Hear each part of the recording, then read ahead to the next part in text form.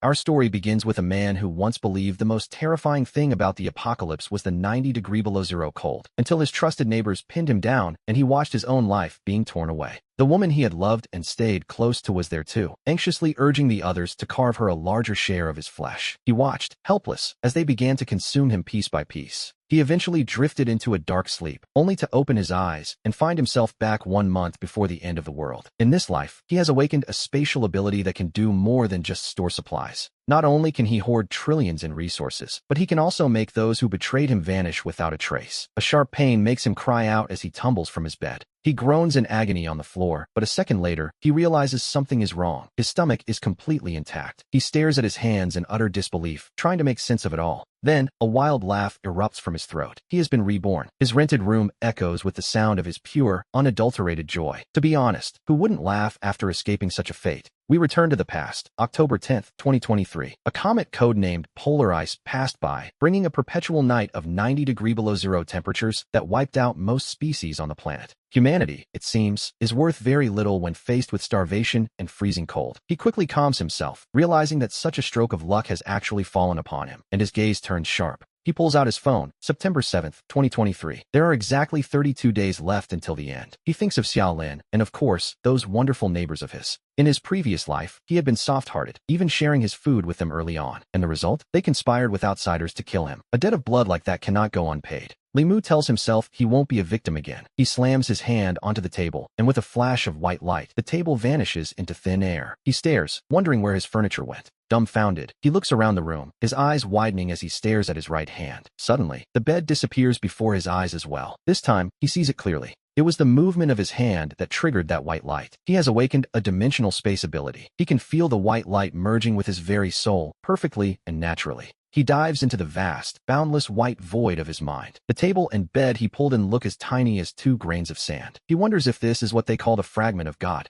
He recalls his previous life, lying dying by the roadside when a glowing stone fell from the sky and healed his frostbite. It was a miracle he hadn't fully understood at the time. The stone had vanished the next morning, but it turns out it was inside him all along, granting him this power. He grins, showing a row of white teeth. It's a terrifyingly beautiful realization. He knows he must master this ability quickly, as it will be his foundation for survival. Over the following hours, he practices relentlessly. The space inside him is impossibly, absurdly large. Furthermore, time inside is static, keeping everything fresh. The living creatures lose their vitality the moment they are pulled in. He realizes he could simply pull his enemies inside. Imagine the scene. Wherever he goes, he simply raises a hand, a flash of white light appears, and his opponent vanishes instantly. When they reappear, they are nothing but lifeless husks. With a single gesture, he could make 100,000 enemies vanish into dust. He trembles with excitement. This isn't just a storage space. It is an invincible, godlike skill. He immediately decides to develop this ability with everything he has, but reality soon pours cold water on his plans. His bank balance sits at a measly 2,680.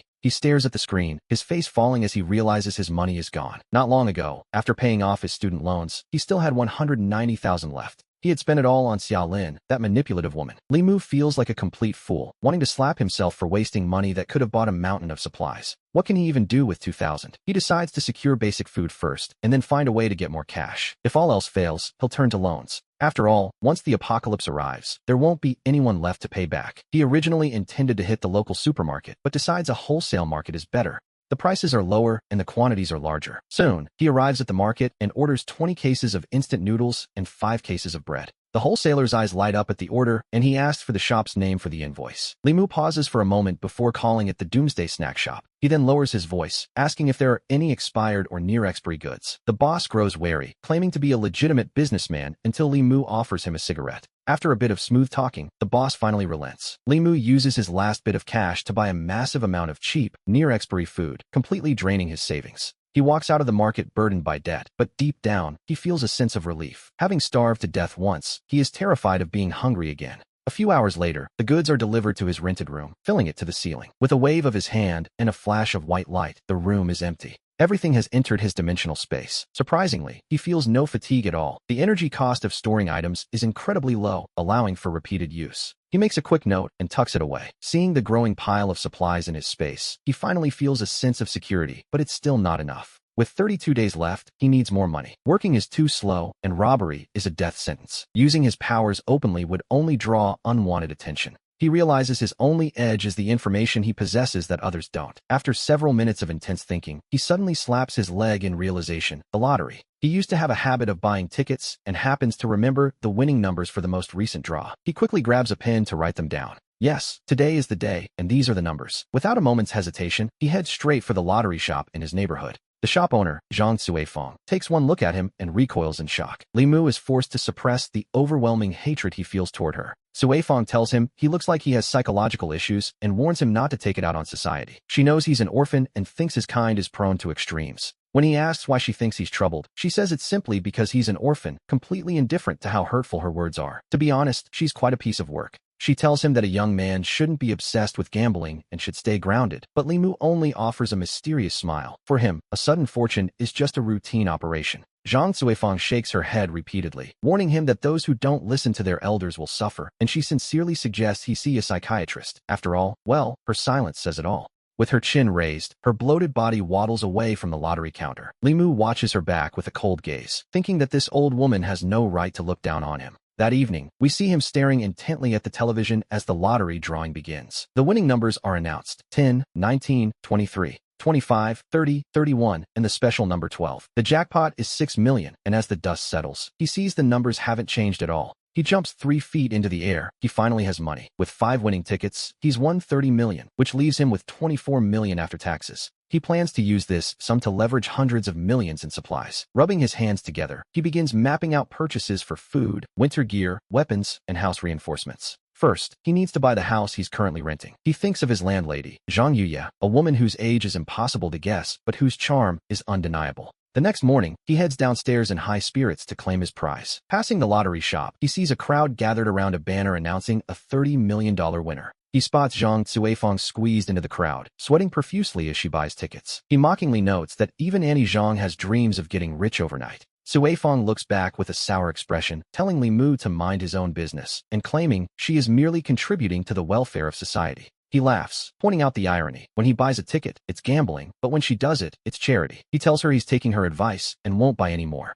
Unable to save face, Zhang Suifeng huffs and goes back to her scratch-offs. Li Mu laughs, turns away, and catches a taxi straight to the lottery center. The fare is 120 yuan. Since he rarely takes taxis, the price gives him a bit of a shock, and then a notification pings: payment failed due to insufficient balance. His face stiffens as he switches apps to pay. He mocks himself, thinking how absurd it is that a multimillionaire can barely afford a taxi ride. As he pushes open the doors of the lottery center, a group of suit-clad fundraisers immediately surrounds him, calling him lucky and handing out business cards. They remind him to give back to society now that he's won. He pushes past them to the redemption window, and after 2 hours of paperwork, he finally holds a bank card. The card contains his 24 million. To be honest, it's a beautiful sight. He looks at the bank card in his hand, feeling the weight of his new reality. He looks coldly at the persistent fundraisers and suddenly pulls out his phone to take a photo, threatening to report their aggressive behavior to their organizations. He threatens to post the recordings and photos online, promising to buy enough traffic so millions can see their faces. He asks them if they think they'll trend. The fundraisers are stunned into silence. Suddenly, they all find excuses to leave. One has soup on the stove, another's ex-wife is having a baby, and they scatter instantly. We see Li Mu walking out of the lottery center with his head held high. Not far away is a large shopping mall, his first stop for a massive shopping spree. As he enters, he approaches the sales staff with an air of authority. The employees look on, slightly intimidated by his focused demeanor. He begins to speak, and his voice carries the weight of someone who knows exactly what he wants. The customers are dazed, thinking he's some high-level executive on an inspection tour as he orders 500 sets of towels, down quilts, and mattresses. He demands 100 pounds of every type of nut and snack, along with 100 sets of kitchenware. Then he asks for high-quality, specialized cold-weather gear. He wants 200 sets, but the manager, Che Xiangming, wipes sweat from his brow and admits they only have 50 in stock. Li Mu takes them all. After 2 hours, he has practically bought out every daily necessity in the mall. Finally, he stops and asks the manager for the total. Che Xiangming looks at the figures on his tablet, his heart racing as he announces the total: over 16 million yuan. Li Mu isn't surprised. He asks for a discount and offers a deposit now, with the balance to be paid at the end of next month. After some quick calculations, the price is dropped to 15 million with a 1.5 million deposit. The contract is signed, and the deposit is paid immediately. Deep down, he knows there will be no final payment. Once the apocalypse arrives, debt collectors will be the least of anyone's worries. He rents a large warehouse in a logistics park. Before leaving, he hands the staff generous tips, leaving Xiangming feeling like he's met a god. But this is only the beginning of his shopping spree. With the basics covered, he decides to focus on his future quality of life by visiting a luxury restaurant. He knows these delicacies won't be available after the world ends, and luckily, his storage space can keep them perfectly fresh. He arrives at the Lihua Hotel. The waiter greets him warmly at this establishment where a single meal starts at 5,000 yuan. Limu picks up the menu and starts pointing. He lists several dishes, but just as the waiter prepares to take the order, Limu changes his tune and says he doesn't want any of those. Instead, he wants everything else on the menu. The waiter's eyes widen as Limu confirms he wants all 50 dishes, claiming he only needs a taste. He tells them that if he can't finish it all, he'll just take it to go. He's here for the food, and if he's satisfied, there will be a massive order to follow. Soon, the hotel manager, Lu Yongming, knocks. The manager enters and introduces himself. Limu takes a sip of black tea and calmly states his requirement. He wants 100 portions of every single dish from the hotel's 5 menus. He asks how long it will take. Lu Yoming's first reaction is that he's either misheard or the man is simply mad. He laughs it off as a joke, but Limu sets down his cup and demands an answer. The manager holds up 3 trembling fingers and promises it will take 3 days. The dishes are served quickly, and after tasting each one, Limu finds the quality acceptable and orders them cleared away. He wants them packed up. Having lived through hard times, he refuses to waste a single bite, knowing these will be stored in his space for later. He confirms the order for 100 of everything. As he leaves the hotel, picking his teeth, his bank balance has dropped by another 950,000 yuan. By now, the total balance he owes far exceeds his actual capacity to pay. If the apocalypse weren't coming, he'd likely be driven to despair by this debt. Just then, his phone rings, and a soft, sweet female voice calls out his name. It's Limu. She asks why he didn't come to work today. It's Xiaolin. His breath hitches, and his eyes redden instantly. This is the very woman who opened his door to the horrors of the end times. To prove he wasn't just a poor orphan, he had already spent 180,000 yuan on her, draining every cent he had saved during his difficult college years. She calls his name again, threatening to get angry because he's silent. Limu struggles to suppress his violent emotions, forcing his voice to remain flat as he tells her he's back. Xiaolin has no idea what he means by that. She simply thinks her loyal lapdog is acting up again. She tells him she's hungry, a very clear hint that it's time for him to buy her a feast. He lets out a cold, mocking laugh. He tells her he's busy and not to bother him before hanging up. To be honest, he has no time to deal with her right now. Retaliating now would only land him in prison, and that would be far too easy on her. He wants her to experience the true despair of the apocalypse to satisfy his deep-seated hatred. His phone rings again. It's the logistics park notifying him that some goods have arrived. With a low, raspy acknowledgement, he heads straight for the warehouse. Inside, the supplies are stacked neatly. He is eager to store them in his space. He opens his right hand, and a white light begins to envelop the cargo. The goods vanish instantly. He uses this opportunity to train his ability and expand its range. The white light flashes repeatedly as he quickly clears out the entire warehouse. He practices by taking the supplies out and putting them back in again. After half an hour, the white light can cover the entire warehouse. It's a success, and he feels a surge of excitement. He wonders if his spatial ability has other uses. After a moment of thought, he looks at a distant table. With a single flick of his mind, the table appears directly in his hand. He has crossed the physical distance through space. He imagines that one day, he might be able to travel thousands of miles in an instant. His eyes shine with a golden light. On the 3rd day of his rebirth, he continues his preparations, arranging to meet his landlord, Zhang Yuya. As he heads downstairs, he runs into Xia Lin in the elevator. Xia Lin spots him and immediately looks away with a cold, haughty huff. In her eyes, Limu is still the loyal backup who was at her beck and call only 2 days ago. She finds it unthinkable that he dared to hang up on her yesterday. Limu maintains a polite smile, though deep down, his heart is overflowing with a wave of absolute hatred. Xia Lin turns back with a look of practiced disappointment, telling him that while her colleagues warned her to stay away, she thought he was a good person. She can't believe his behavior.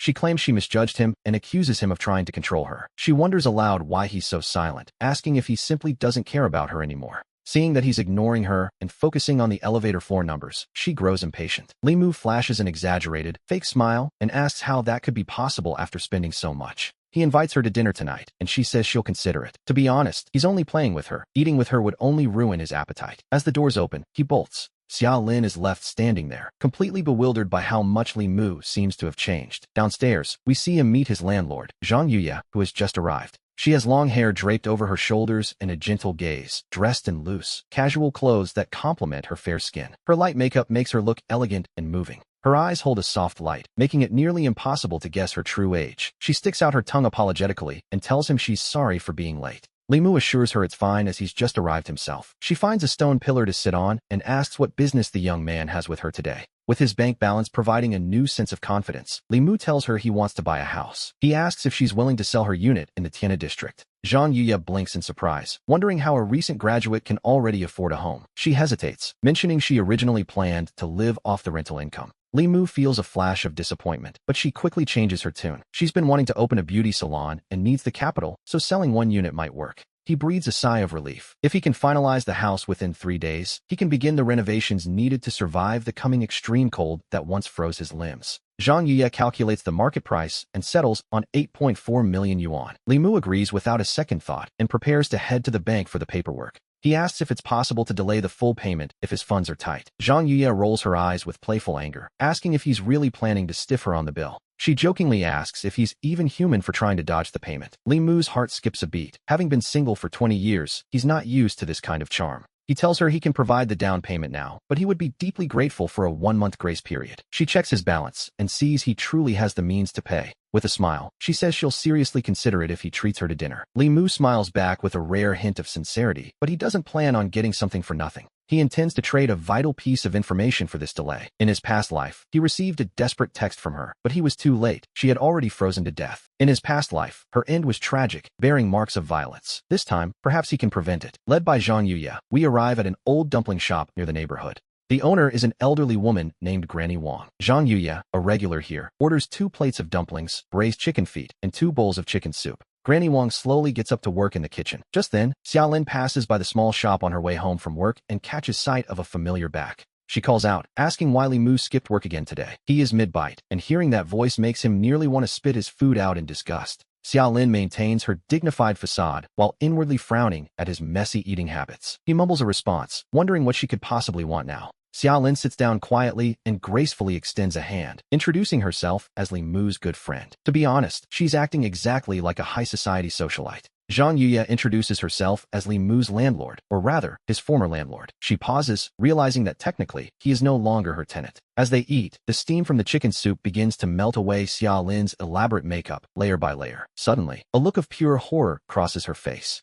She realizes what's happening and declines any more food. Covering her face, she stands up and hurries away, terrified that anyone might see her without her mask. Li Mu, unbothered, continues sipping his soup and calls out to the kitchen for another plate of beef dumplings and more soup. He's certainly making up for lost time. 5 minutes later, Granny Wang brings the fresh soup with trembling hands. Li Mu's appetite is wide open now, and he eats with a renewed sense of purpose. Zhang Yuya tells him to slow down, noting that no one is trying to steal his food. He replies that while no one is stealing it now, they will be soon. He decides to drop a hint of what's coming. He suggests that Granny Wang should stop opening the shop for a while and offers to buy every dumpling she makes. When Granny Wang asks for a reason, he speaks simply but clearly. He tells her he's worried he won't be able to eat them later and wants to stockpile rations. Zhang Yuya thinks he's acting quite strange, but he ignores her skeptical gaze. He explains that he's been hoarding food and cold weather supplies lately. He mentions his plan to renovate his house to withstand extreme cold and make it strong enough to keep outsiders from breaking in. Granny Wang listens intently. After finishing his speech, he pays the bill and leaves without further explanation. Zhang Yuya frowns, feeling a strange sense of unease about her former tenant. Suddenly, Granny Wang speaks up, suggesting that Zhang Yuya should also prepare supplies and renovate her home. Zhang Yuya is confused by the old woman's sudden belief. Granny Wang slowly remarks that there's no harm in being prepared, just in case. And so, the countdown to the end of the world reaches 28 days. On the morning of his 4th day back, the sun is scorching. He basks in it, knowing it will soon vanish. With plenty of cash and the deed in hand, the renovations begin. First, he needs to get the other tenants out, but when he opens the bedroom door, he finds his 3 roommates happily packing their bags. He asks what's going on, and one tenant laughs, explaining that the landlord found them a better place closer to work for the same rent. The others chime in with the same news. He stands there stunned, realizing Zhang Yuya has already handled everything, leaving the apartment empty. Taking note of this favor, he heads to a low-profile building. At the front desk, a receptionist asks how she can help him. Li Mu explains he wants to renovate his house and purchase protective supplies. He is immediately led to a private reception room. This is Serious Security, a global firm serving politicians and the ultra-rich. Ordinary people have no idea this place even exists. In his past life, he heard that the billionaire Ma Chung built a $50 billion doomsday fortress using this very company. The business manager soon enters, a massive man in a suit who looks like a professional bouncer. He introduces himself as Jean Biao. Jean Biao is the manager for safe house consultations, and Li Mu gives him a respectful nod as they begin their discussion. He shows a video of a lunar alloy that perfectly isolates heat. Even when liquid nitrogen is inside and fire burns outside, the temperature doesn't budge. For 30 minutes, the inside stays at minus 196 degrees while the outside hits 700. Li Mu is wide-eyed. Material science has come so far. This alloy isn't even on the public market. When he asks about the downside, Jin Biao grins and jokes that there is only one. The only flaw is that it's a bit expensive. The price gives Li Mu a shock. Even his bulging wallet suddenly feels a bit light. When he asks about the defensive strength, Jin Biao's answer is concise and confident. He claims it has never been breached. Li Mu makes the final call to use it, but Jin Biao asks how large the safe house needs to be. When Li Mu says 120 square meters, Jin Biao nearly spits out his tea. Most wealthy clients only build a space of about 20 square meters. Jin Biao admits they can't do it. There simply isn't enough lunar alloy available. Li Mu settles for the next best thing. He decides to use the alloy for a 20-meter bedroom and top-tier insulation with thick steel for the rest. To be honest, the alloy is overkill anyway. If it can block a 100-degree difference, that's enough for the coming frost. With money and preparation, the end of the world seems less hopeless. He then asks about protective gear. Jin Biao nods, showing him a page of patented suits designed for extreme heat and cold. We see a dizzying array of bulletproof and protective suits. Li Mu watches a live test where the impact of pistol and rifle rounds is almost entirely neutralized. He starts tapping his finger rapidly, ordering 50 sets of cold weather gear and 10 sets each of heat-resistant, bulletproof, and gas-proof suits. He even buys several sets of niche equipment without hesitation. After all, in an emergency, these could be lifesavers. Jin Biao's eyelids twitch as he watches this. Even billionaires with 10 times his net worth aren't usually this extravagant. Li Mu asks when the renovation can start, and Jin Biao promises work will begin within 2 days. They use a modular design where many components are pre-assembled, which significantly shortens the timeline. Li Mu nods, urging him that the faster it's done, the better. He tells the manager he's in a hurry, and Jin Biao assures him it won't take more than a month. Then comes the total, 18,256,000. Deep down, Li Mu realizes he doesn't even have enough for the deposit. However, he keeps a straight face and simply remarks that the price seems fair enough. Jin Biao laughs, claiming they prioritize value for money. Li Mu finds the idea of a monopoly talking about affordability quite ironic, but his mind is racing. He needs to get more cash quickly to cover the deposit. He tells Jin Biao he'll pay a portion within 3 days and the balance at the end of the month after completion. Jin Biao nods with a smile, as this is standard procedure. Then, Li Mu shifts the conversation, asking if such a large purchase comes with any free gifts. The manager is in a good mood and says anything reasonable is fine. Li Mu holds up 3 fingers and says he wants this, plus 500 rounds of peanuts. Jin Biao jokes that aircraft carriers are out of stock, making Li Mu wonder if this is a security firm or a den for the Lord of War. To be honest, he almost asked for everything, but the lack of funds stopped him. He settles for a few pistols and plenty of ammo, claiming he just enjoys target practice. Jin Biao laughs heartily and says it's no problem, promising to arrange it. Li Mu gives him the warehouse number at the logistics hub for the deliveries. After leaving serious security, he heads straight to the warehouse, which is already packed with supplies. He locks the main door and shuts off the cameras. With a simple wave of his hand, he begins to store everything away. Outside, the logistics hub is bustling with activity as trucks move in and out. Suddenly, a truly wild thought pops into Li Mu's head. What if he took the entire logistics hub into his space? He scares himself with the idea. It's incredibly bold, but the temptation is growing like a fever. Having all these resources would mean he could truly relax when the world ends. This international hub covers a massive area and represents a multi-billion-dollar investment. We see the largest logistics hub in eastern China, a massive artery where seabound imports and exports converge, housing goods worth hundreds of billions. Li Mu's eyes turn red with a mix of greed and ambition. If he succeeds, he could support 10,000 people for a lifetime without a single worry. He recalls that in 2 days, the coming global freeze will cause a massive tidal recession and a slight earthquake in Jinhai City, sparking widespread panic. If he collects the supplies amidst that chaos, he might just escape pursuit. After all, who would investigate a theft once the global disaster truly begins? A security guard approaches, asking if he needs help. Li Mu's eyes light up. This is a perfect chance to gather some local intelligence. He offers a cigarette to the guard, Ma Yutian. The veteran smoker of 20 years stares at the brand, surprised by the incredibly pure, smooth aroma. When asked what it is, Li Mu casually mentions it's called Fuchin Mountain Residence. He claims he doesn't know much about tobacco, despite the pack costing 20,000. Ma Yutian freezes. This is the most expensive cigarette in the country. He laments wasting such a large puff, feeling the pain of his own extravagance. Li Mu just smiles, tossing him the rest of the pack in exchange for information about the hub. To be honest, a pack of cigarettes is a small price for such secrets. Overjoyed, Ma Yutian claims no one knows these gates better than him. He invites Li Mu onto a patrol car and begins pointing out the cold storage zones. They pass rows of imported seafood, including bluefin tuna, before reaching the pharmaceutical zone where every major pharmacy in the country stores its stock. From fever medicine to specialized treatments, it's all here, alongside textile zones, imported snack aisles, and massive grain export warehouses. This hub is all-encompassing. Local wholesale markets are mere trinkets compared to this facility, which serves the entirety of eastern China. Hundreds of billions in goods pass through here daily. Li Mu takes a deep drag of his cigarette, trying to steady his racing heart. He tells the guard he feels much safer leaving his goods here now. Ma Yutian smiles flatteringly, telling the boss to call on him for anything at all. It's a clear show of loyalty, but Li Mu simply smiles and says nothing. The task he's planning is so massive that anyone else involved would be crushed. The next morning, Li Mu returns from a hotel to his apartment for breakfast. At the elevator, he runs into his neighbor, Wang Chun, who is dressed for work. Wang Chun hands over a business card with a smile that doesn't quite reach his eyes, struggling to hide a deep-seated sense of jealousy. The insurance salesman notes that Li Mu's status has clearly changed and suggests he might need new coverage. Li Mu takes the card as the elevator doors slide shut. He enters apartment 902 and tells his guest to prepare breakfast. Yi Yurong obeys submissively, appearing far more docile than she did just yesterday. He has fully adapted to his new status. While Li Mu doesn't seek mere physical pleasure, the mental satisfaction of this power dynamic is quite enjoyable. Meanwhile, Xiaolin grows more frustrated by the second, feeling that 30 million slipping away. She begins to regret treating Li Mu so poorly in the past. When her backup admirer, Zhao Xiang, offers her Starbucks, she dismisses it with annoyance. To her, hand-brewed coffee is the only proper standard for a reunion. She quickly devises a plan to win Li Mu back by showing him how popular she is, hoping to create a sense of urgency. Zhao Xiang, let's go to that cafe. She sends the message to her admirer, and Zhao Xiang practically leaps out of bed with tears in his eyes. His goddess has finally invited him out. It was the moment he had been waiting for. Li Mu realizes she's trying to use another man to provoke him, but he finds he can see right through Xiaolin's schemes now. The bystander sees most clearly. Xiaolin waves reservedly when she sees him, asking what he'd like, an Americano or a latte. Whatever, Li Mu replies, sounding entirely indifferent.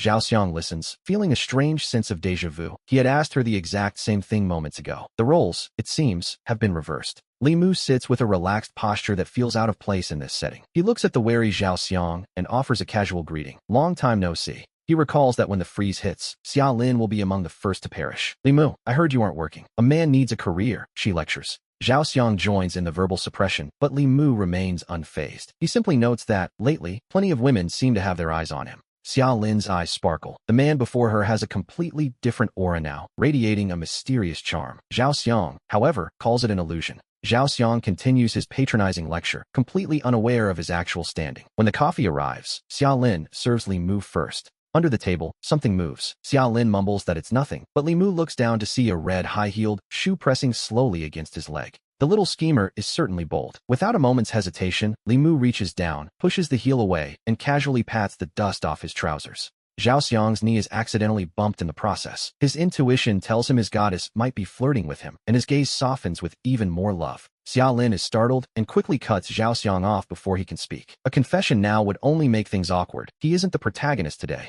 Go change my coffee. This one is cold, Xiaolin commands. Zhao Xiang swallows his words and heads to the counter, leaving her to explain herself to Li Mu. She insists she and Zhao Xiang aren't close, claiming it was just a chance encounter. Li Mu, finding the whole display quite dull, stands up to leave. As he turns to leave, Xiaolin's eyes widen in shock. This is not how she imagined things going. Wait, you can't go yet, she cries out, desperate to stop him. She puts on a shy expression and tells him to close his eyes for a surprise. He complies, but naturally, he keeps his right hand up as a shield. When he opens his eyes, Xiaolin is pouting, her forehead pressed against his palm as he holds her back. He isn't about to let this little schemer get close. Deep down, he knows exactly what she's trying to pull. Sorry, I really have things to do, he says, backing away cautiously before making a clean exit. Xiaolin is left standing there, a wave of humiliation washing over her. She has never failed so completely when offering herself to a man before. It seems Li Mu isn't even interested in a free favor anymore. You'll regret this, she mutters to herself, her face twisting with resentment as the coffee arrives. The hot coffee is finally served, marking the end of their little gathering.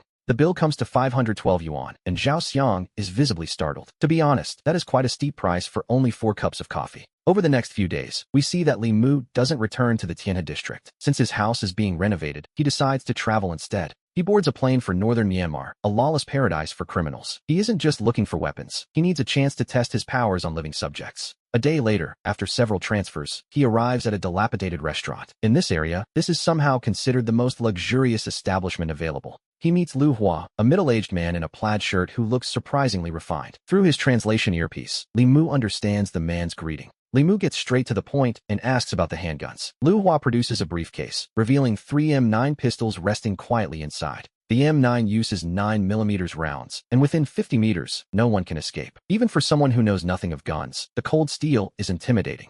He realizes just how fragile the human body is against such machinery. He reaches out to take one, but Lu Hua quotes a discount price of $150,000. Lu Hua smiles, though he is laughing inwardly at this newcomer. He claims that while the dollar hasn't devalued, the price of guns has simply skyrocketed. Li Mu straightens up and looks at him coldly, asking if Jin Biao knows they are overcharging like this. Lu Hua just laughs at the mention of the boss. He scoffs, claiming that as long as he stays in northern Myanmar, he can do as he pleases. This, we learn, is the brutal reality of this lawless land. Li Mu notes that he's certainly learning a lot today. Lu Hua drains his glass, already planning to bleed Li Mu dry before selling him off. He asks Li Mu if he'd prefer to work in telemarketing or the gambling dens. In any other life, such a gaze would have made a man tremble with fear. He looks at Lu Hua and actually starts to laugh. He had planned to find these people after getting the weapons, but they've delivered themselves right to him. Lu Hua laughs as if he's heard a massive joke, slamming the table, but Li Mu simply raises his right hand and snaps his fingers, covering the man in white light. The laughing man vanishes instantly, leaving Li Mu to realize that absorbing a large living subject consumes a significant amount of his energy. A henchman enters, asking where the manager went, just as Li Mu is trying to record his findings. Annoyed at the interruption, he tells the man to check the bathroom. As the henchman turns his head, a flash of white light covers him. Li Mu uses his power once again to pull the man into his personal space. He notes with some disappointment that his strength would likely run out after taking only 5 living people. Wiping out 10,000 enemies at once is still a distant dream. The other guards realize something is wrong and rush in with weapons, shouting about their missing manager and insulting the stupid outsider. Startled, Li Mu knows there is no time to think, so he instinctively covers his own body in a layer of that mysterious white light. When their weapons strike him, there is no sound. Half of a steel pipe simply vanishes. In that moment, he accidentally discovers a new use for his power: defense. Theoretically, as long as the light covers him, he is immune to physical attacks. The guards, seeing their weapons disappear, scramble back in sheer terror. As they retreat, the missing steel pipe is ejected from the dimensional space. "You're a devil," they scream, while Li Mu slowly stands up with newfound confidence.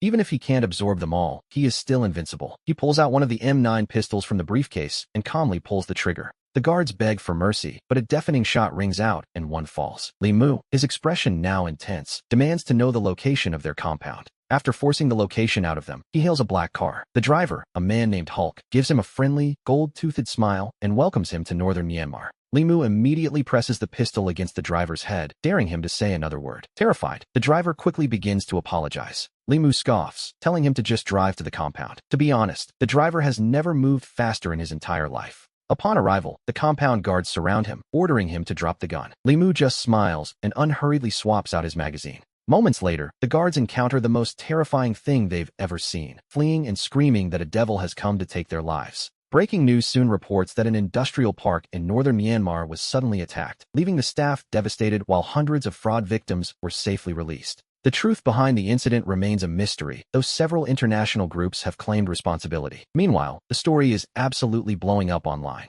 The news causes a massive stir, dominating the trending searches as people wonder which legendary figure finally did what everyone else only dreamed of doing. Some even speculate that a secret special forces unit was involved, given how the compound looked like it had been overrun by an entire army. Meanwhile, we find Li Mu lying in a 5-star presidential suite, scrolling through comments where users are jokingly offering to call this mysterious hero their godfather. He watches the comment section explode, laughing so hard, he practically bounces on the bed. These netizens have no idea their king is right among them. He's even tempted to egg them on, but a sudden call interrupts him. It's Jin Biao, informing him that the safe house renovation is finally complete. Li Mu springs up, impressed by the efficiency of the security firm, and tells them he'll be there immediately to inspect the work himself. The safe house is his top priority now. Outside, Unit 901 looks the same, but inside, it has been completely transformed into a high-tech fortress. As Jin Biao explains the modular design used for the interior assembly, Li Mu suddenly pulls out a pistol and aims it directly at the wall. Jin Biao is absolutely terrified. He's never met anyone this reckless, but after 3 shots ring out, the wall doesn't even have a scratch on it.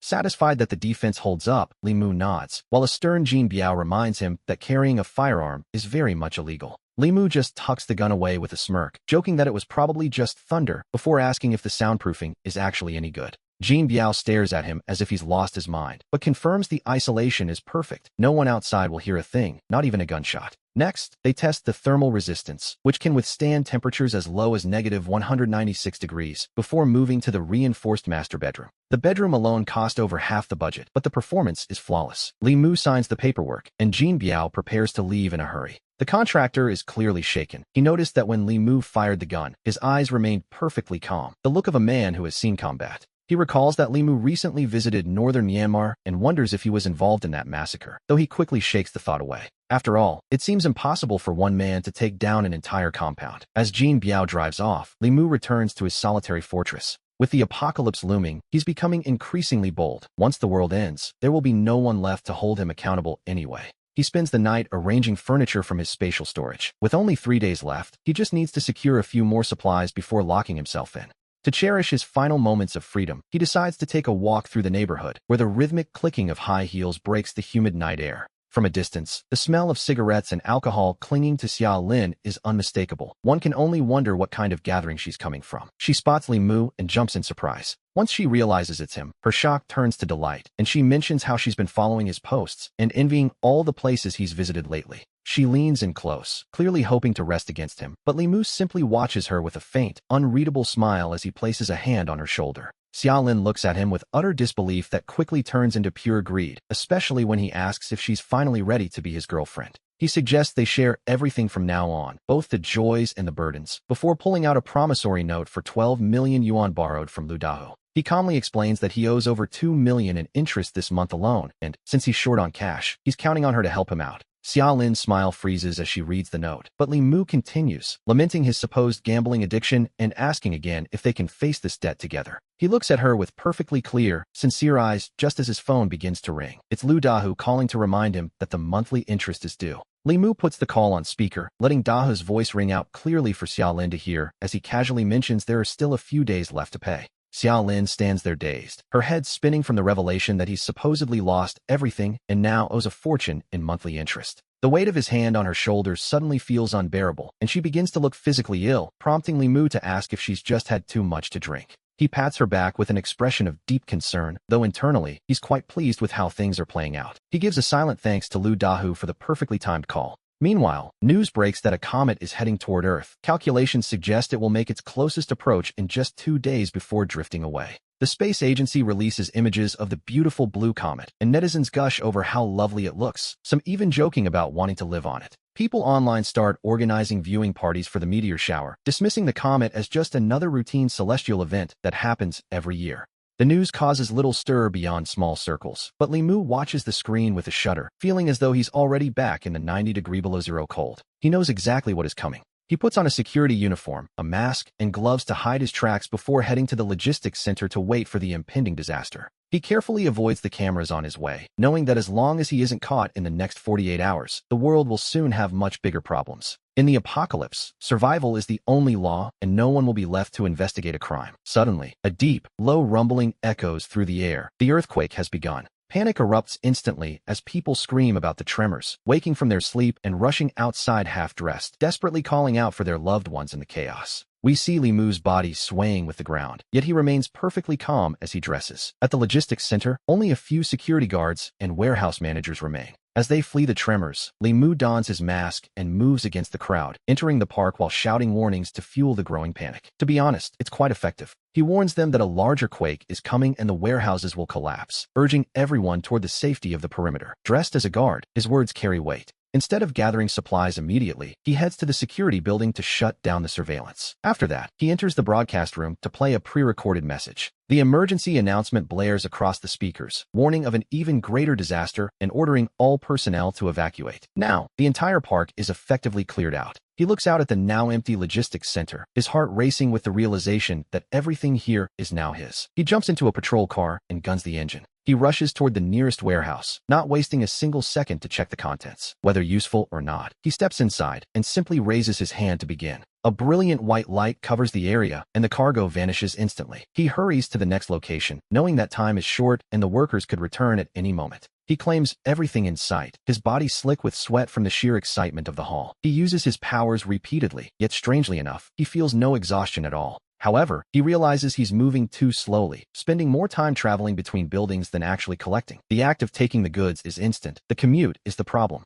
He wonders if he could expand his reach to collect distant goods without moving an inch. He focuses his mind, attempting to push the boundaries of his spatial ability. He pours his entire will into the power, fueling it with pure mental intensity. Gradually, he feels a searing heat building within his brain as the connection deepens. Suddenly, entire warehouses, and the very ground they sit on, vanish into his space. In a flash, billions of yuan worth of goods have been safely tucked away in his dimension. His face is flushed with a manic energy, feeling more powerful than ever before. He laughs, knowing that in this new world, he will truly want for nothing. He can already see himself watching the coming storms from a position of absolute security. Still, he doesn't let the excitement cloud his judgment and prepares to leave. He knows that if he can just stay hidden for the next 48 hours, he'll be free. Suddenly, a middle-aged man on the roadside waves him down, asking for a ride. Li Mu feels a chill of recognition. As the man approaches, the heavy scent of alcohol gives him away. It's Ma Yutan, the guard who first introduced him to the park. He tells the man to get in, keeping his voice low and muffled. Yutan stumbles into the car, complaining about the evacuation and wondering why everyone is making such a fuss. As the gate looms in the distance, Li Mu's mind races to find a way out. The guard asks which group he belongs to, and he casually claims to be from Group 3.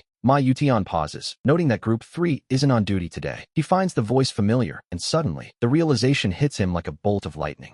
He recognizes him as Li Mu, but wonders why he's dressed as a guard. Despite the alcohol, the man's intuition is sharp, forcing Li Mu to turn his head in frustration. He never imagined his plan would be jeopardized by a guard who spends his shifts drinking. Ma Yutan demands to know why he's broken into the park at night. Suddenly, the guard's voice cuts off as he stares in terror. Li Mu leans in close, whispering that the dizziness he feels is perfectly normal and he should just sleep. He tells him to close his eyes, and then, with a cold efficiency, he strikes. The sound of the blade hitting home repeats several times before he finally stops. The patrol car continues on, leaving a silent figure behind. As the heavy gates slowly close, everything is finally in place for his long-term isolation. He decides that once he reaches his bedroom, he won't be coming out again. Back home, he collapses onto his bed and falls into a deep, heavy sleep. We return to the present, where our focus remains entirely on Li Mu's path of survival and revenge. The next morning, he is jolted awake by his phone. It's Zhang Cuifeng, the property manager, causing trouble again after a brief silence. Lately, her life has been difficult after losing her savings on the lottery. After her family refused to support her, she decided to blame Li Mu for everything. She demands to know if he had permission to renovate his apartment.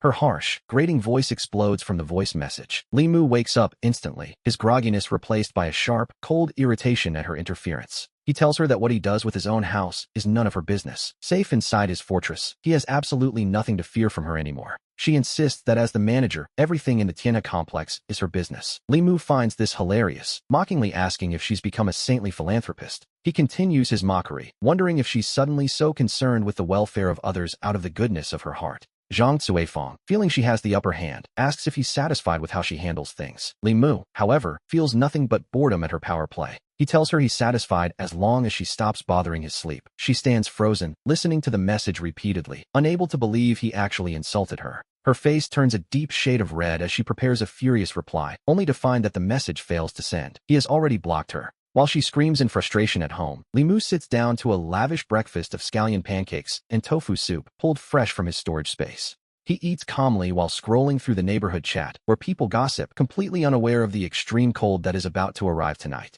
In the neighborhood chat, someone asks if anyone wants to go to Snake Mountain to see the meteors, offering a prayer service for 50 yuan per person. Li Mu sends a 500 yuan red envelope, leaving the neighbor stunned. When asked for his wish, he simply says he hopes the world never ends. The neighbor offers 9 more wishes, but Li Mu declines, adding a final warning to bring thick clothes because it will be freezing tonight. Suddenly, his phone rings with an unknown number. A voice identifies himself as a member of the task force investigating the Xinpu logistics theft. The officer asks if he can come to the station to give a statement. Li Mu's palms instantly break into a sweat as his heart begins to race. He knows he cannot leave his safe house now. Keeping his voice steady, he claims he's far too busy dealing with the chaos of his lost cargo. The officer insists they want to solve the case quickly, but Li Mu stands his ground, suggesting they interview him over the phone or come to him. With no other choice, the investigator conducts the questioning over the phone. Li Mu responds calmly, ensuring his story is completely airtight. Half an hour later, the call ends with a promise to recover his property. Li Mu hangs up and immediately checks the trending news topics. The top 20 searches are dominated by the logistics theft, with wild theories ranging from alien intervention to mysterious spatial rifts. Speculation is flying everywhere, and international media outlets have arrived overnight to cover an event that will surely go down in history. The man responsible, however, is destined to remain free. Meanwhile, the news of a polar comet passing Earth hasn't even made the trending list. A low rumble shakes the ground, and as he looks out the window, a streak of white light cuts through the night sky. The comet has arrived. The icy end of the world has finally begun. He opens the bulletproof window of his safe house, and a sudden, biting wind rushes inside. He can't help but shiver as the temperature drops 10 degrees in seconds. Over the next week, the comet will continue to reshape the planet. Eventually, the temperature will stabilize at -90 degrees, a point where the global ecosystem will face total and utter destruction. Back in the chat, people on Snake Mountain are starting to complain about the freezing wind, desperately asking if anyone has spare clothes to lend. One person jokes about arriving in shorts, still treating this as a normal cold snap. Limu watches them in silence, choosing not to participate. He knows that claiming the world is ending would only get him mocked or committed. Elsewhere, people are happily sharing photos of the meteors. The comment sections have turned into digital wishing wells. The neighbor from earlier sends a private message, confirming the prayer has been made. The neighbor tells him his wish has been sent, certain the meteors have heard him. Clearly, the universe has no intention of granting it. Out of a small spark of kindness, Limu warns her that a massive cold front is coming and suggests she leave the mountain immediately. She agrees, mentioning her aunt is already calling her home. Limu briefly imagines a young, naive girl with a frozen red face, clutching her phone. He wonders what she must be thinking in that freezing wind. On the television, a news anchor claims temperatures will soon recover, advising citizens to stay warm and see a doctor if they catch a cold. Limu leans back on his sofa, staring at the screen in disbelief. Experts are insisting the comet will move away with minimal impact. He doesn't understand their denial, but it no longer matters. He is prepared. Outside, the wind howls as frost begins to coat the glass. He quickly shuts the windows, double-checking every lock. Soon, this place will be a warm paradise, and he won't let anyone break in again. In the group chat, someone cries out in surprise that it's snowing. Limu turns to the window and watches the flakes fall and instantly freeze. The Earth's temperature is being rewritten. It hasn't snowed in Jinhai for 3 years, yet here it is, falling before autumn has even ended. Some users joke that such strange omens mean a disaster is coming for their rivals. It seems the chat has its share of eccentric characters. The conversation continues as people worry about the comet's power. They wonder how something so far away can affect the planet so deeply. The blue planet is changing before their very eyes. A self-proclaimed expert begins arguing with an old professor who collects recyclables, mocking the man's humble habits and his dire warnings. The professor notes that the receding tides and global earthquakes are all linked to the comet, claiming his recycling is his way of protecting the environment. The other user laughs it off, crudely joking that a tornado in Japan is just as likely to be caused by his own flatulence. As the two bicker, others jump in to play peacemaker, urging everyone to trust the experts and just enjoy the rare sight for their social media. The chat falls silent. Limu watches them with a cold, detached gaze, knowing that those celebrating now will soon have nowhere left to cry. In a month, barely anyone in this building will remain. As the snow piles up, residents wake up shivering, cursing as they reach for blankets and heaters. Inside the safe house, the temperature remains a perfect 25 degrees. The next morning, Limu pulls back the curtains to a different world. Outside, the world has turned into a vast, blinding expanse of white, with snow piling up 3 feet deep and reflecting a harsh, piercing light. In just one night, Jinhai City has become a frozen kingdom. The flakes continue to fall with no end in sight, and the temperature has plummeted to 19 degrees below zero. It is a truly bizarre turn of events. Early that morning, the neighborhood group chat is flooded with complaints from residents who woke up freezing multiple times during the night. The people soon realize that this extreme cold brings more than just discomfort. The pipes have frozen solid, making it impossible to cook or even get a glass of water. With indoor temperatures dropping below freezing, panic sets in. Most of these residents are from the south and have never experienced such a terrifying chill. They call out for the property manager, Zhang Cuifeng, to fix the situation immediately. Little do they know, Cuifeng is currently shivering under her own covers, barely able to move. Still, she must maintain appearances. She replies that she has contacted the relevant personnel and asks everyone to wait patiently, promising a swift resolution. Meanwhile, we see Limu inside his safe house, enjoying a chilled soy milk and a nutritious breakfast. To be honest, he's so warm he's nearly breaking a sweat. His indoor thermometer reads a perfect 24 degrees. On the 7th day of this new era, the outside world continues to wither as the cold intensifies. The snow is now deep enough to bury the first floor of the buildings. Power outages are constant, with electricity only flickering on for 2 hours in the evening. Complaints are useless now. In the pitch-black darkness of the Tianhe complex, only one unit remains brilliantly lit. Unit 901, standing like a lonely lighthouse in a graveyard.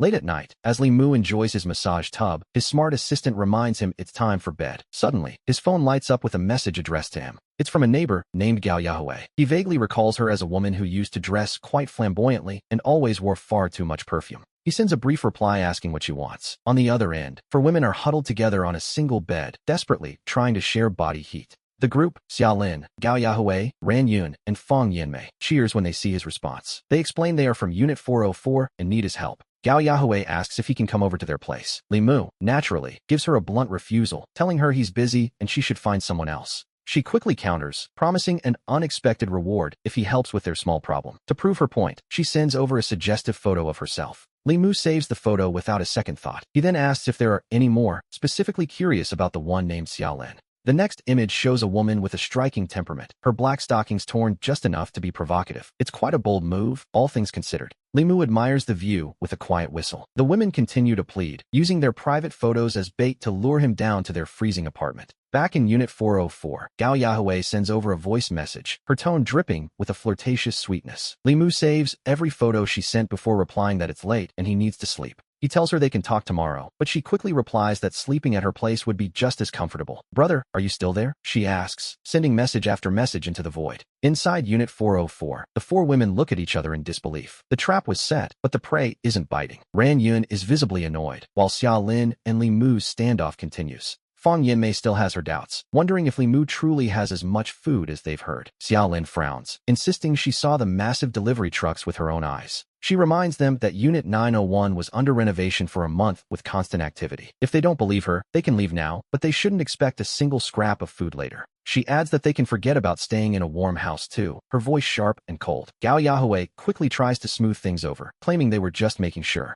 The four of them huddle under the covers, continuing to plot how to lure Li Mu out of his fortress. Suddenly, Gao Yahweh shifts uncomfortably. Yahweh, what's wrong? Are you okay? She complains that her clothes feel damp and freezing, which is quite an unpleasant sensation. She presses her legs together and pulls out a tissue to dry herself off. Ran Yun mocks her, calling her a little flirt who can't even handle a few suggestive messages without losing her composure. The next morning, Li Mu wakes up feeling refreshed and relaxed.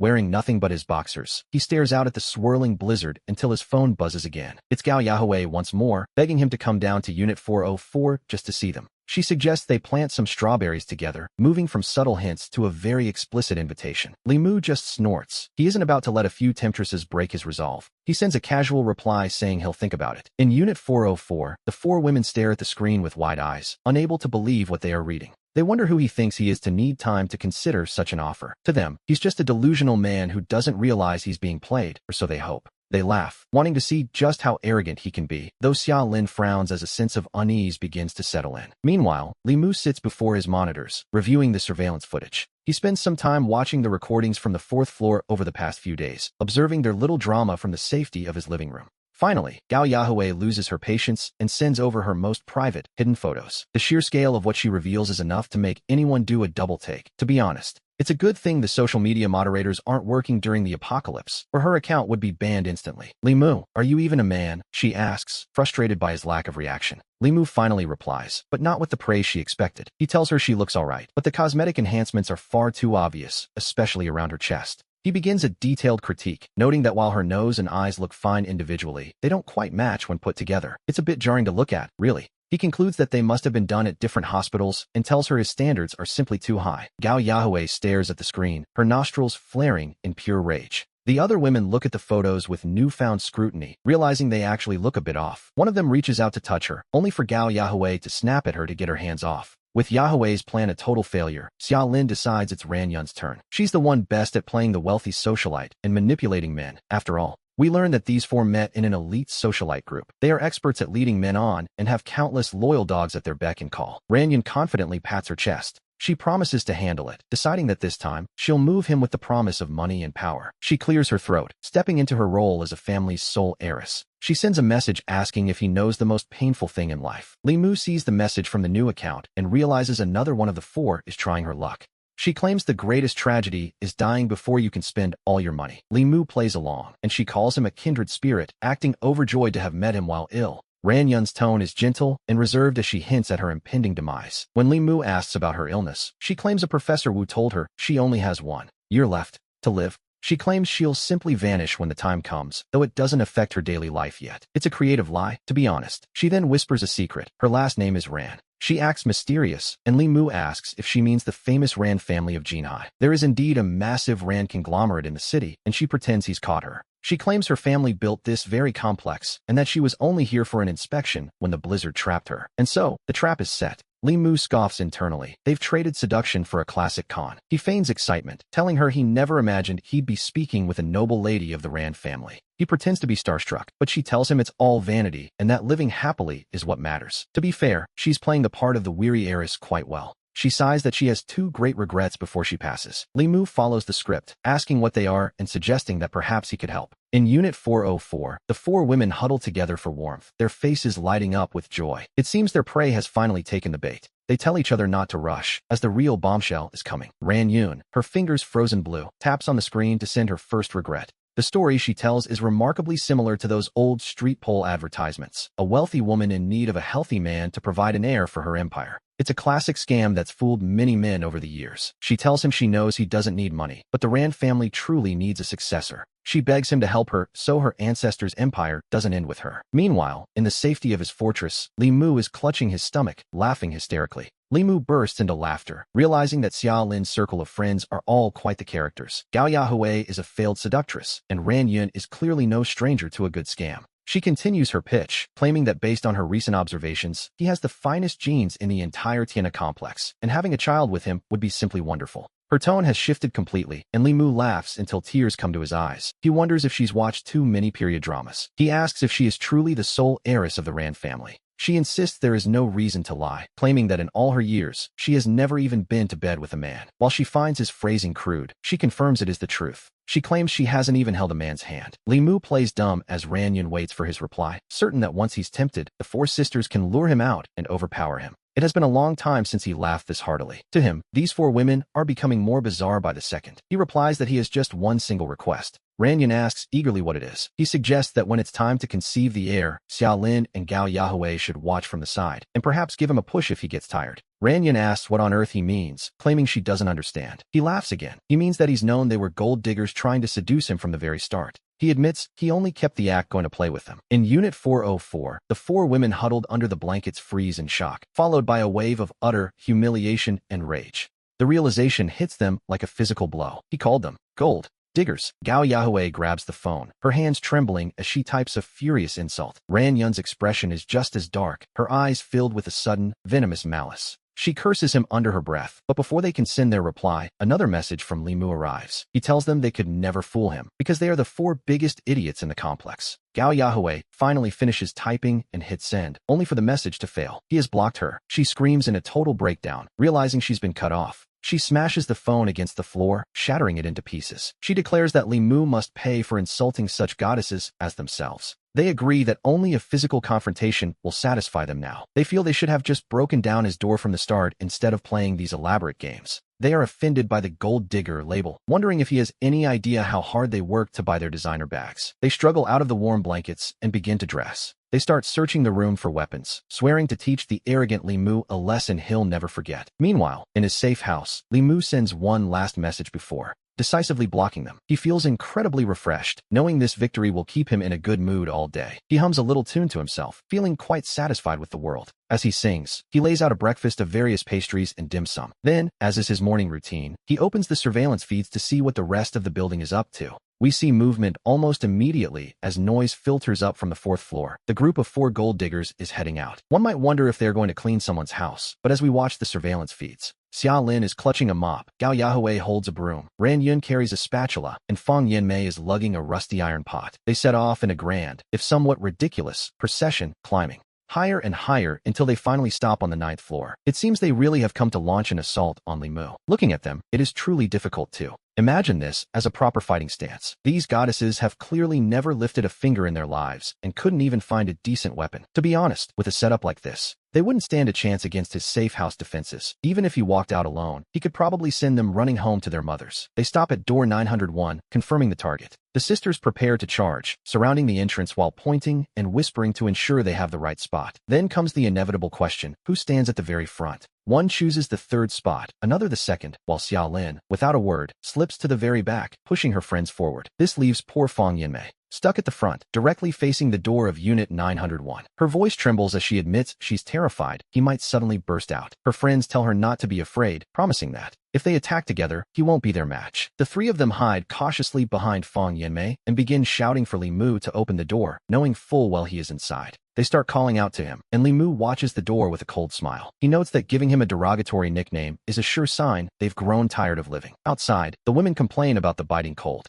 They wonder why there is no movement inside, and if Li Mu is even home, shivering violently in the freezing hallway. Xiaolin, however, is absolutely certain he is in there. Speaking with a firm tone to keep her sister's spirits up, they begin to hurl insults, calling him a coward and telling him to come out if he has the guts. Meanwhile, Li Mu leisurely enjoys his breakfast, appreciating the pathetic sight of the four of them outside. He sees no reason to go out and fight. In his eyes, they are simply too ordinary to be worth his time. He sends a reply, and the four women instantly explode with rage, pounding and kicking at the door. They scream, asking how he dares call them gold diggers when every cent they've ever earned was hard-earned money. Gao Yahweh shrieks about how difficult their lives are, but Li Mu only sneers. He remembers exactly how hard they worked. He spent 4 years of university savings, nearly 190,000, and it was all spent on Xiaolin in a single month. That was his hard-earned money, not hers. Gao Yahweh and the others turn to look at Xiaolin with strange expressions, realizing just how ruthless their friend actually was. They suggest she should have at least given the man something in return after he spent so much. Even they find it a bit much to stomach. Gao Yahweh feels a pang of bitterness, thinking of her own hard work, 800 for a session, 1,500 for a night, providing full service and running around all month just to make 10,000. Xiaolin feels increasingly uncomfortable under her friend's stares. Deep down, she has long since regretted her choices, but it's far too late now. She stubbornly claims it's no big deal and that she has plenty of other backups. Her boast earns envious looks from the other three. Inside the door, Li Mu hears Xiaolin's words but remains completely unfazed. He simply picks up his phone and prepares his next move. He picks up his phone, snaps a photo of the breakfast spread, and sends it over with a message. There's a bit too much food here. What should I do? Outside, Xiaolin sees the photo, and her gaze goes completely blank. The table in the picture is overflowing with food, Chinese and Western styles alike, featuring sandwiches, bacon, pancakes, and savory meat burgers. The sight of meat buns, milk, and orange juice makes the four gold diggers salivate instantly. It has been a very long time since they had a full meal. But then, they notice something strange. He is wearing a short-sleeved shirt. Is he not cold? We see the bright electric lights in the background, and the four women lose all composure, driven to a frenzy. They begin pounding urgently on the door of Unit 901. Liamo, no, brother Liamo, please open the door and let me in to see if this is real. I'm so cold. Just let me in to warm up. He simply shakes his head with a cold smile and takes a long sip of orange juice. Let them scream. The louder they beg, the better his food tastes. A gust of freezing wind sweeps through the hall, making their faces sting and their limbs go numb. Brother, I'm your neighbor from downstairs, one calls out. My name is Gao Yahweh. We've met in the elevator before. Gao Yahweh tries a different tactic, a softer approach. Oh, you mean the escort who sells herself for a living? Liamo exposes her identity directly. Gao Yahweh freezes in embarrassment, trying to explain, but Ran Yun shoves her aside and steps forward eagerly. Brother, my name is Ran Yun, and let me tell you, I'm a proper, decent woman. Whether you're decent or not is your business, but it has nothing to do with me, he replies casually. Move aside, all of you. I'm Limo's first love. We've known each other since high school. Xiaolin squeezes her way to the front, her voice turning soft and gentle. Liamo, it's me, Xiaolin. Do you remember our pure, beautiful high school days? Back then, your eyes were so clear, it left such a deep impression on me. Liamo, fate brought us to the same company and now the same neighborhood. This is all destiny. Let's be together, Liamo. I love you. Outside the door, Xiaolin delivers a soulful confession. But I don't love you, he replies with a flat, indifferent tone. No, that's not right. You clearly loved me so much that you were willing to spend all your savings on me. Xiaolin pounds on the door, her voice cracking with desperation. The four of them are now using every trick in the book to sell themselves, even as their hands and faces turn a bruised purple from the cold. Inside, he continues his breakfast slowly. He knows he will waste a lot of food, but he simply doesn't care. The food in his subspace could last 10 lifetimes. Liamo, I beg you, let me in. I'll do anything you want. We can even play group games or role play, anything. We'll be very obedient. He listens to their pleas. Their attitudes are becoming increasingly submissive as their dignity bottoms out, just to enter a warm house and get a bite to eat. They are willing to be used however he wishes. To be honest, they threw their dignity away long before the apocalypse. Without a second thought, he rejects them directly. Sorry, but I have very particular taste, and you four just don't make the cut. As Xiao Lin breaks down in tears, she realizes her status as a girlfriend no longer holds any value. She cries out that she doesn't need to be his partner. She'll be his servant, his tool, anything at all. She begs to be his slave, promising to do a good job. To be honest, for a split second, Liamo might have felt a flicker of interest, but he quickly brushes the thought away. Living with four women who have absolutely no moral compass is a recipe for betrayal. Besides, given their chaotic pasts, who knows what kind of diseases they might be carrying? He tells them to get lost. He wouldn't touch these for even if they were the last people on Earth. As he snaps at them, their stiff, frozen hands continue to claw at the door frame in a desperate, rhythmic scratching. Why, they wail. Finally, someone snaps. The mask of civility falls away as one of them begins to scream hysterically. You dog, why do you get to enjoy a warm house and all that food while we suffer? They no longer care about the biting cold. Their fingernails dig into the hard alloy door, creating a screeching noise that sets the teeth on edge. Sisters, one of them shouts through the din. If we break this door down, everything inside belongs to us. Xiao Lin, knowing Liamo won't open up, switches tactics. She tells the others that women need to be independent since men clearly can't be trusted. The group of gold diggers abandons all hope of a peaceful entry and decides to use force. They pick up whatever heavy objects they brought and begin to smash them against the door frame with everything they have. They strike the door repeatedly, but there isn't so much as a dent. Keep going, sisters. Xiao Lin cheers them on. Where there's a will, there's a way. If we just persist, we'll definitely get in. The hallway echoes with the relentless clanging and banging of their tools. But soon, Gao Yahweh lets out a gasp of pure disbelief. How can this be happening? She cries out. The four of them realize with growing frustration that their makeshift weapons are doing absolutely no damage to the sturdy door frame. It is, quite literally, like hitting a mountain with a pebble. Not a single scratch appears on the surface. Inside, Liamo watches the futile display, unimpressed by the idea that a few weak women could ever hope to bring his fortress down. He shifts his consciousness into his subspace, rummaging through the piles of miscellaneous items. When his eyes land on a box of rusted iron nails, a dark idea begins to take shape. His eyes light up as he finds a nail gun in the warehouse and loads it with the rusty ammunition. These nails are a breeding ground for tetanus, a death sentence in a world without hospitals. He chuckles to himself, dubbing his new creation the tetanus gun. If anyone is hit by one of these and doesn't get immediate treatment, they are destined for a very slow and painful end. He gives a cold, silent smile as the insults continue outside. Liamo, why aren't you talking anymore? They jeer, their words becoming increasingly foul and desperate. Are you even a man? With another cold smirk, he pulls the trigger. Whiz, whiz, whiz. The rusted nails fly out through the gaps.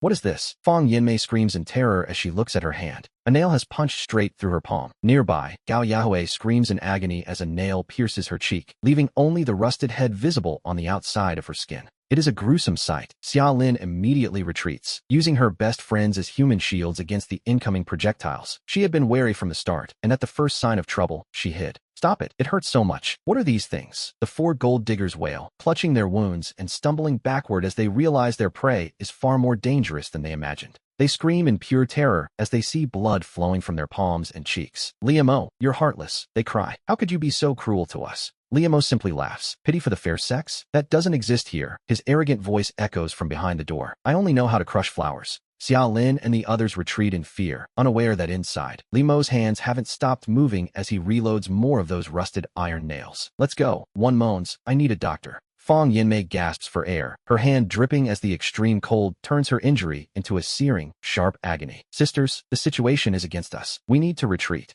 and come up with a better plan. Xiao Lin makes the executive decision to run downstairs, and the others follow, clutching their wounds as they flee the 9th floor. It hurts so much. My hand is freezing. Gao Yahweh can barely take a few steps before stopping to scream. To be honest, the temperature outside is simply too low for survival. In a matter of seconds, the blood on the back of her hand turns into jagged shards of ice. Don't stop. Tuck your hands into your clothes to keep them warm until we reach the room. Xiao Lin shouts the orders. While back in the apartment, Liamo watches the scene through his monitors. He can't exactly relate to their suffering. Is it really that cold? He wonders. He is actually starting to sweat from the warmth of his own home. The thought of his comfort compared to their misery is almost intoxicating. Meanwhile, the women panic. What do we do? If we don't get treatment, we're finished. I'll call Professor Wu. Xiao Lin grabs her phone to contact the professor. Fang Yinmei, her face twisted in pain, whispers worriedly, but we don't have enough food to pay for a medical visit. Xiao Lin shrugs it off. What are you afraid of? At worst, you can pay with your bodies. He's a university professor. His skills have saved countless lives. It's not like you're losing out, she adds. Gao Yahweh, who had been biting her lip to endure the pain, suddenly knits her brows and glares at Xiao Lin. A loud, stinging slap lands squarely on Xia Lin's face, which begins to swell instantly. Xia Lin clutches her cheek, looking at Gao Yahweh in utter disbelief. Why did you hit me? Xia Lin stammers. Gao Yahweh gnashes her teeth. This is all your fault, and now you're standing there talking nonsense. Ran Yun and Fong Yinmei join the glare. They both harbor the same resentment. Xia Lin lowers her head guiltily, her expression becoming one of a victim. How was I supposed to know this would happen? I did it for everyone. The three women scan Xia Lin from head to toe, noticing she doesn't have a single scratch on her. Their rage boils over. You really are a calculating snake, aren't you? They realize she used them as shields while she stayed perfectly safe. Xia Lin cries out for mercy as they fall upon her. Her face is now a mess of slap marks and scratches from their fingernails. Gao Yahweh lets out a disgusted huff. She spits right in Xia Lin's face. Xia Lin wisely chooses to keep her mouth shut, terrified of the germs. Just call Professor Wu, she mutters, regardless of the cost. Paying for it is your problem, understand? Gao Yahweh snaps viciously. Xia Lin nods frantically, not daring to hesitate for even a second. She is terrified of another beating from her so-called best friend. What a pathetic woman, Gao Yahweh sneers, finally letting go of the hair she was pulling. Xia Lin clutches her scalp, her mouth trembling from the pain as tears flow uncontrollably. Deep down, she feels a burning resentment toward her friends. But she doesn't dare show it, settling for cursing them silently. Professor Wu, this is Xia Lin from 404. My roommates are sick.